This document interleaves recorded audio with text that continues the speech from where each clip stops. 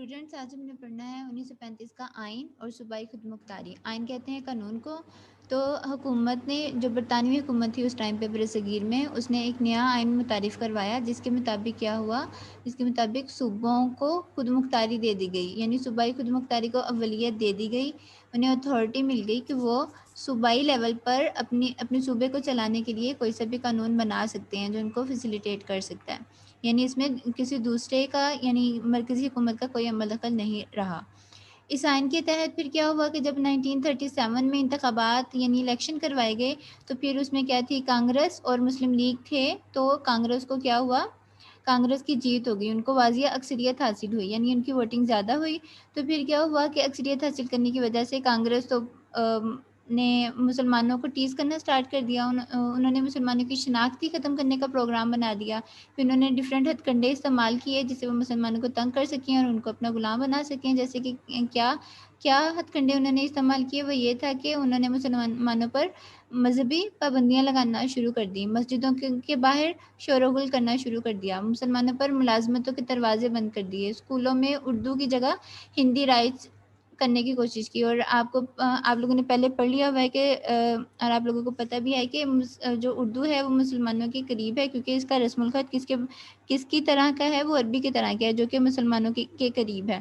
لیکن مسلمانوں کو بالکل بھی ہاؤنہ نہیں ہے ہندی زبان کی.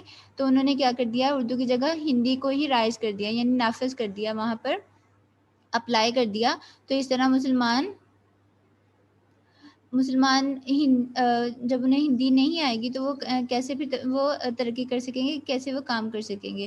تو اس طرح سے پھر ہندوؤں نے کیا کر دیا، مسلمانوں کو تنگ کرنا شروع کر دیا. گاندھی کی مورتی کی پوجا کرنے پر زور دیا گیا، مسلمان بچوں کو ماتھوں پر تلک لگانے کا کہا جانے لگا جو کہ مسلمانوں کو بالکل منظور نہیں تھا. مسلمانوں کو ان کے خلاف نفرت پر مبنی بندے ماترم کا ترانہ گانے کے لیے مجبور کیا. یہ ترانہ کون سا ہے، ہندوؤں کا ہے، جس میں وہ اپنے مدر لینڈ کی تعریف کرتے ہیں، ساتھ ساتھ اس میں کنسیپٹ بھی آتا ہے ان کے ڈفرینٹ گوڈس کا، جیسے کہ وہ انہوں نے اپنے بنائے ہوئے ہوتے ہیں. لیکن مسلمانوں کے لیے تو یہ بات قابل قبول نہیں تھی اور اس لیے مسلمانوں نے یہ گانے سے انکار کر دیا، لیکن وہ مجبور کرنے لگے مسلمانوں کو گانے کے لیے.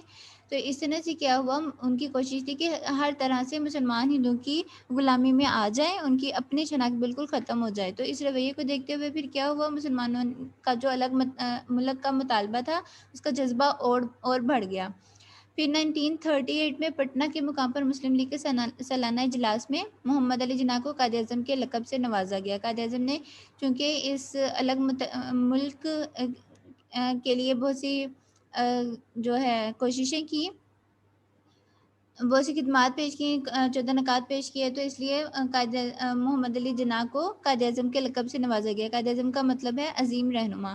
1939 میں جب کانگریسی وزارتوں کا خاتمہ ہوا، یعنی جب کانگریس کی جیت ہوئی تھی صوبائی لیول پر، جب ان کے الیکشنز ہوئے تھے 1937 میں، تو پھر 1939 میں ان کی حکومت کا خاتمہ ختم ہو گیا، یعنی وزارتوں کا خاتمہ ہو گیا. تو پھر کیا ہوا، قائد اعظم اور مسلم لیگ کی اپیل پر یعنی درخواست پر مسلمانوں نے 22 دسمبر 1939 کو یوم نجات منایا. تو یہ تھا آج کا ہمارا لیکچر. نیکسٹ ہم پڑھیں گے انشاءاللہ ان دا نیکسٹ لیکچر. اللہ حافظ.